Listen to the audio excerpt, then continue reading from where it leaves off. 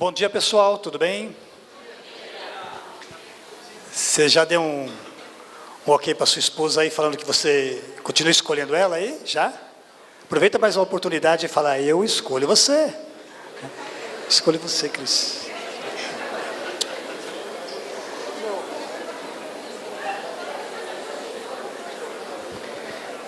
Que responsabilidade, né? São duas comunidades aqui. Atibaia já me conhece, né? Que Sorocaba conheço, tenho vários amigos em Sorocaba. E só um destaque aqui, eu tenho o privilégio de ter um amigo de infância aqui, o Jefferson e a Silvia, né? E eu sempre penso o quanto é importante a amizade, né? E queria que todos os meus amigos de infância tivessem a mesma oportunidade que o Jefferson nos dá, né? A Silvia, de amar a Jesus, ser bem-sucedidos. Então, muito bom estar com vocês aqui também, viu, Jefferson e Silvia? Interessante, o Jefferson, amigo de infância, ele falou o seguinte para mim assim, olha, eu estou mudando para Itu, você conhece uma igreja boa na região? Fala, conheço, não em Itu, mas em Sorocaba tem uma igreja boa, a Comunidade da Graça, os pastores são meus amigos, conheço os filhos deles, são excelentes. Está aí, glória a Deus. Pessoal, nós vamos falar um pouquinho hoje da nossa experiência, pela misericórdia e graça do Pai, mas quando eu comecei a pensar nesta oportunidade, eu remeti a minha mente a... Nós somos casados há 28 anos, namoramos 3 anos, mais um ano de paquera, então nos conhecemos há 32 anos. E logo nos primeiros encontros de casais, nós começamos a participar.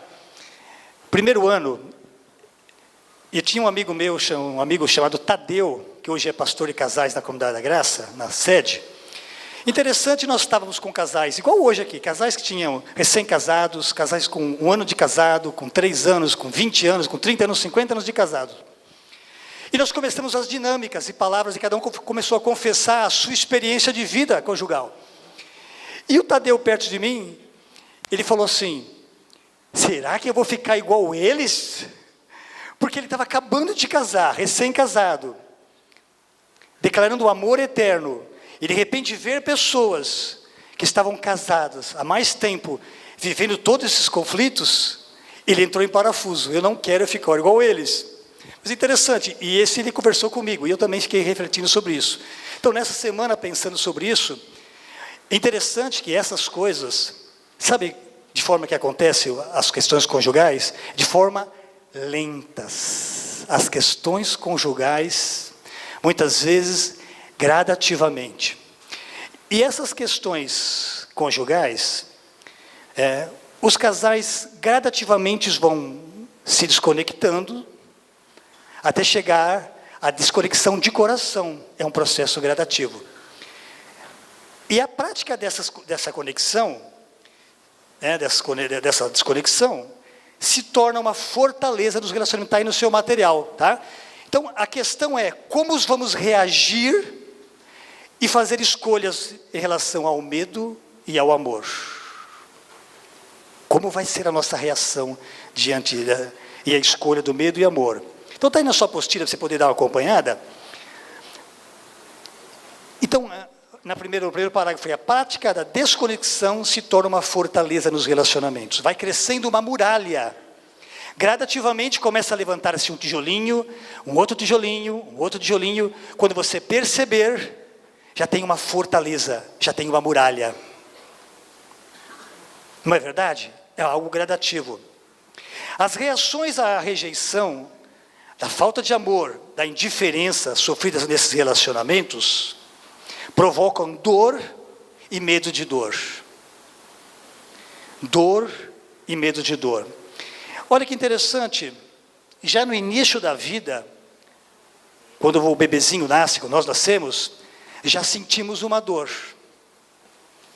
O bebezinho, a reação dele vai estar tão gostoso lá no ventre da minha mãe, estava tão gostoso lá, me põe de volta, ou pelo menos põe no peito da minha mãe. E aí já começamos a ter uma reação em relação a essa dor. O que acontece quando a criança nasce? De forma normal e natural, ela já começa a chorar. Já é uma reação a um sentimento. Para os médicos mostra a vitalidade, né? A saúde do bebê, a intensidade do choro. Mas olha que interessante, já no início da vida, a gente já começa a aprender a reagir à dor. Por que chorar? É uma reação. Eu chorando, quem sabe alguém já vai fazer alguma coisa boa para mim. Já vai fazer um leitinho, vai pôr no peito para mamar. Então já começamos a estabelecer uma negociação, né? Uma reação em relação à dor. E quando nós crescemos, nossas reações nos ensinam a evitar esta dor. Já começa a ter reação. Por exemplo, não sei quantos aqui já queimaram o seu dedinho. A mamãe fala assim, olha, estou passando roupa, não ponha o dedinho neste ferro. Por exemplo assim, eu estou cozinhando, mamãe está cozinhando, papai cozinhando. Ó, no fogo, panela quente, não põe o dedo. Mas por questão de desobediência ou de curiosidade, vai lá e... Ai!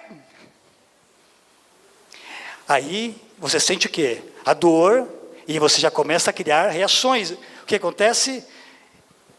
Fogo e coisa quente é mal, é ruim. Quando você, já crescendo, vai vendo, passando perto de panela quente, ou de a mamãe passando roupa, você já começa distância. Porque você sentiu uma dor, e agora você passa a ter uma reação em relação àquela dor. Essas reações são instintivas e atuam no cérebro em um nível diferente das escolhas conscientes e racionais. E por virem naturalmente, parecem ser normais. Olha que interessante. Essas reações, elas são instintivas. É lá no íntimo. São diferentes daquela decisão assim, eu escolho ir para cá. As reações instintivas, elas perdem o controle e saem fora do controle. Não é igual. No cérebro é assim, isto é normal.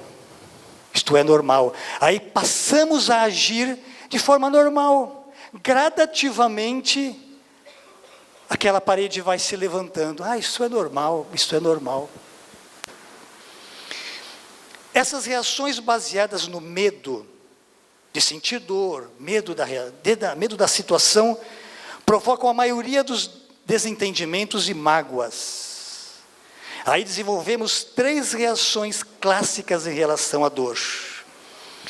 Uma delas, a primeira é lutar, fugir e congelar. Lutar no nosso dia a dia, o conjugal, aquela luta de braço de ferro. Quando um ganha, os dois perdem. Não, eu estou certo, eu tenho razão, eu sei o que eu estou fazendo. E aí quando você acha que você está ganhando, os dois estão perdendo. Aquela luta de braço de ferro. Né? Outra coisa que acontece em nós casais, tenta fugir da situação. Isso não é comigo, o problema é dela, o problema é dele. Isso não tem nada a ver comigo. E aí, o que vai acontecendo? Aí vem para o lado de congelar. Talvez muitos casais, homens, talvez, estou falando mais do homem aqui, talvez você já esteja congelado. Aquele gelo no coração, não tem mais jeito. Todos esses sentimentos, todas essas reações, passam que mensagem? Distância e desconexão. Eu luto, eu tento fugir e fico congelado. Percebe a fotografia de muitos casamentos? Isto, estou dizendo que é experiência própria. Isso já aconteceu conosco. Aconteceu comigo, aconteceu com a Cris. Nosso casamento. Corremos o risco de permitir que a distância e a desconexão tomasse proporção na nossa vida. Fugimos das coisas que nos assustam ou podem nos ferir. O instinto humano básico é: quando a ameaça de dano é alta, o nível de amor é baixo. É uma balança. Quanto mais ameaça eu tenho, o meu nível de amor passa a ser baixo. Isso acontece em casa. Quando eu sinto ameaça, eu me distancio e passo a amar menos. Passo a amar menos. Agora, essas coisas acontecendo com fogo, com os medos que nós temos naturais, aranha, cobra, é uma coisa. Agora, quando acontece com pessoas, aí a coisa se complica. Sabe por que complica? Por exemplo, a mãe que amamentou, que gerou, talvez seja a mesma mãe que vai te expulsar de casa, que vai dar as primeiras palmadas, que vai dizer palavras complicadas para você. E quando se refere a um pai que te ama, que ensinou você a andar de bicicleta, investiu todo o tempo, talvez esse mesmo pai vai ser o pai que vai dizer que você não presta, que você não serve para nada, que você é um burro, que você é incompetente. Percebe que com relação a ser humano, a pessoas, é muito complicado? E quando é marido e mulher, que eu prometi amá-la, servir, dar a minha vida por ela, essa mesma pessoa que declarou isto, é a mesma pessoa que está se distanciando, que está congelando. Percebe que quando se diz respeito à vida conjugal, é um pouco mais complexo. Olha que interessante, Enquanto agimos com base no medo, continuamos inevitavelmente a reproduzir distância e desconexão. Primeiro com Deus, com o cônjuge, e outras pessoas, e muitas vezes com nós mesmos, com a gente mesmo. Sabe por quê? Porque o amor e o medo são inimigos. Amor e medo são inimigos. São dois reinos distintos. Características deste reino, olha que interessante. O amor vem de Deus. Se quiser até anotar, isso eu coloquei nesse esboço aí, mas você pode acrescentar se você quiser. O amor vem de Deus. Sempre procurando restaurar a conexão, primeiro com Ele e depois com as pessoas. O amor que vem de Deus sempre está trabalhando para criar relacionamentos saudáveis e para gerar vida. Este é as características do reino de Deus, do reino de amor. Agora, em relação ao reino do medo, o reino do medo reflete o mal, representa o mal, que quer nos manter isolados e desconectados, que quer gerar morte. A desconexão é uma trajetória, resumidamente, para o lado de morte. Pode até levar à morte dos relacionamentos. Eles têm missões e estratégias opostas. Eles não podem coexistir em uma pessoa, em um relacionamento ou em uma cultura. Olha que interessante.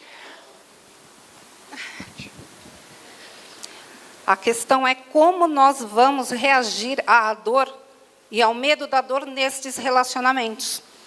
A rejeição que a gente sofre, a falta de amor, a falta de carinho, de compreensão, de tantos conflitos que a gente conhece, né? E como é a história de muitos aqui, eu também tenho uma história triste, mas por causa do amor de Deus que já foi derramado no meu coração, eu pude vencer essa questão do medo. Agora eu estou com medo de ficar falando aqui. Eu não sei se eu luto, se eu fujo ou se eu congelo. Mas o medo... Lutar eu não posso, fugir muito menos, então eu vou congelar e falar, né?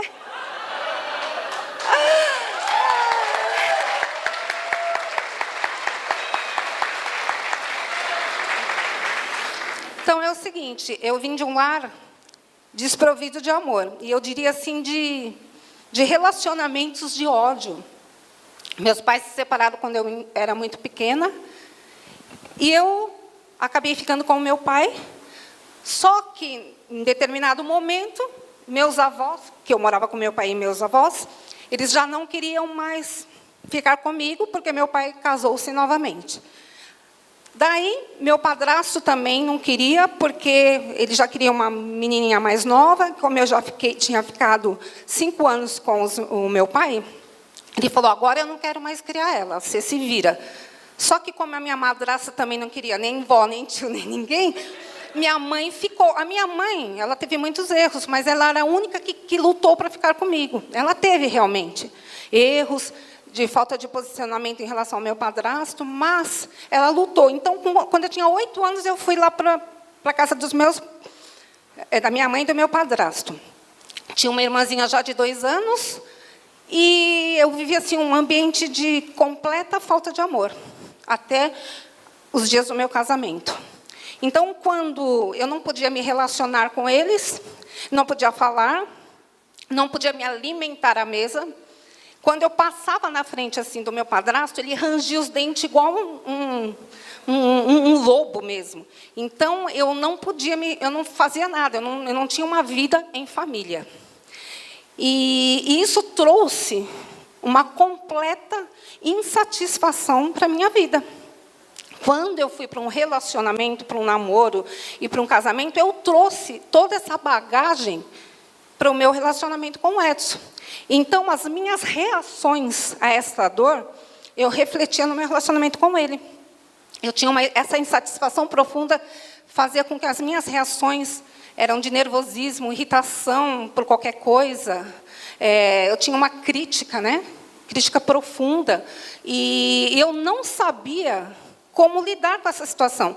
Porque eu vim para Jesus, conheci a palavra, mas esses conceitos e princípios, eu ainda não tinha isso no meu coração.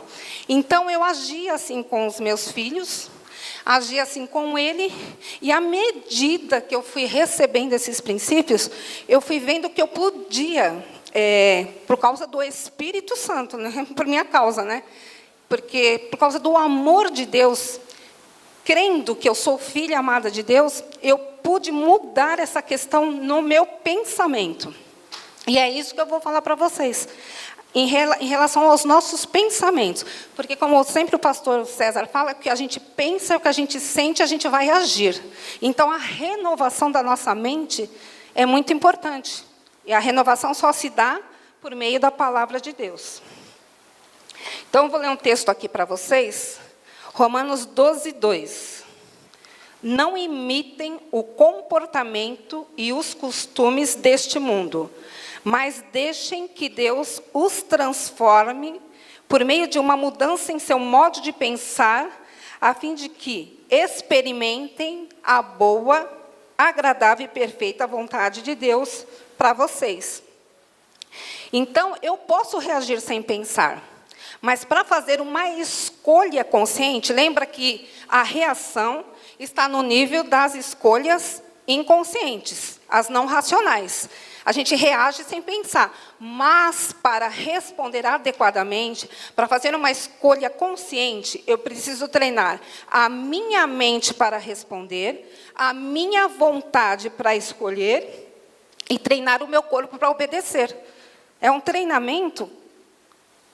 É um hábito que você adquire. O Gustavo falou que nós precisamos de 1 mês e meio para adquirir um novo hábito. É um hábito que a gente pode fazer com a ajuda do Espírito Santo. Por que a mente?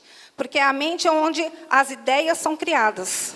É onde toda a capacidade de raciocínio é feita.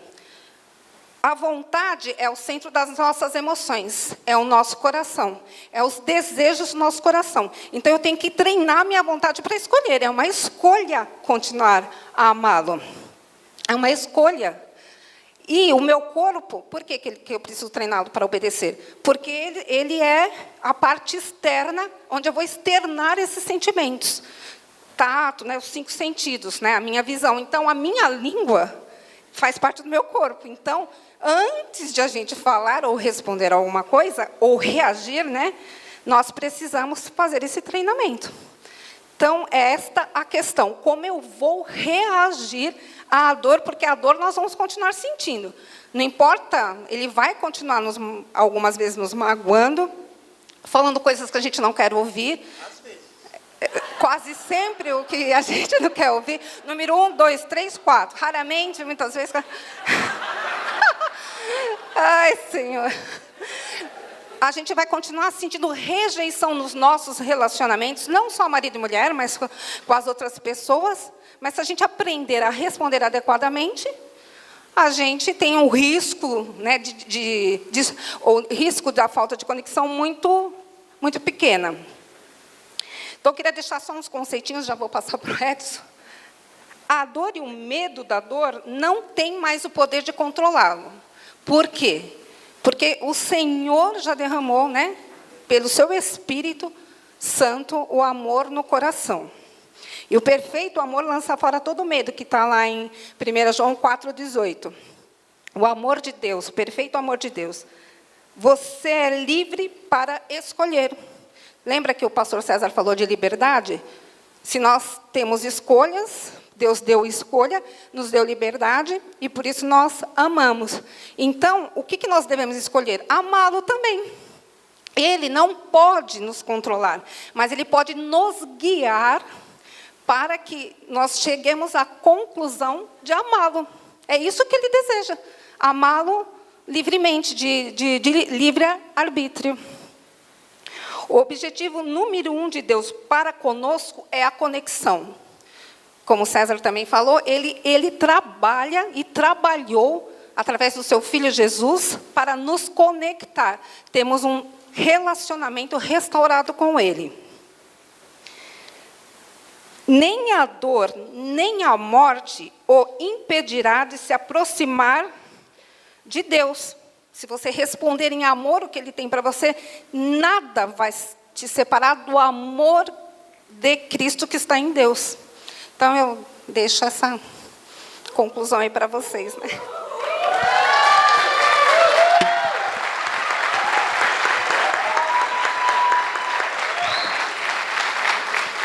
Eu não vou contar meu testemunho aqui, mas né, eu também não fui flor que se cheira, tá bom? Mas hoje já foi a vez dela. No outro encontro, talvez eu fale um pouco de...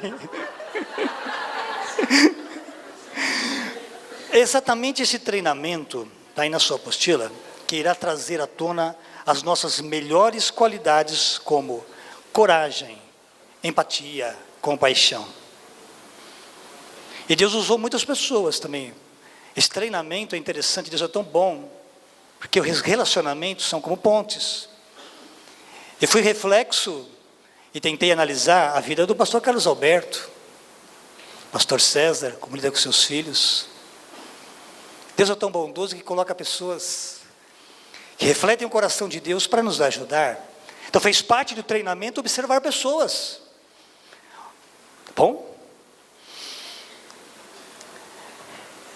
Agora, para isso, precisamos contar com a ajuda do Espírito Santo. Olha esse texto maravilhoso, Gálatas 5, 22 e 25, diz o seguinte: mas o fruto do Espírito Santo é amor, fala, amor. Alegria, paz, paciência, amabilidade, bondade, fidelidade, mansidão e domínio próprio. Contra estas coisas não há lei.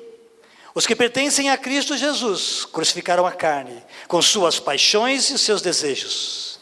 Se vivemos pelo Espírito, andamos também pelo Espírito. Pessoas assim não são escravas dos seus instintos. Pessoas que são dirigidas pelo Espírito Santo, que são orientadas pelo Espírito Santo, deixam de ser escravas desses instintos. Eles podem responder com amor diante da dor e do medo. Vem a dor, vem o medo, responde com amor. Olha a graça do Pai.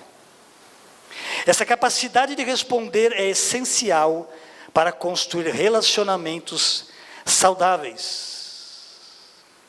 Com a transformação do medo em amor, estaremos confiantes de que qualquer um pode fazer mudanças e construir e restaurar conexões íntimas e saudáveis em toda a sua vida, mesmo depois de anos de desconexão e ruptura no casamento. Mesmo passando muitos anos desconectados e com ruptura nas paredes do seu casamento, a graça do Pai nos alcança e nos traz hoje.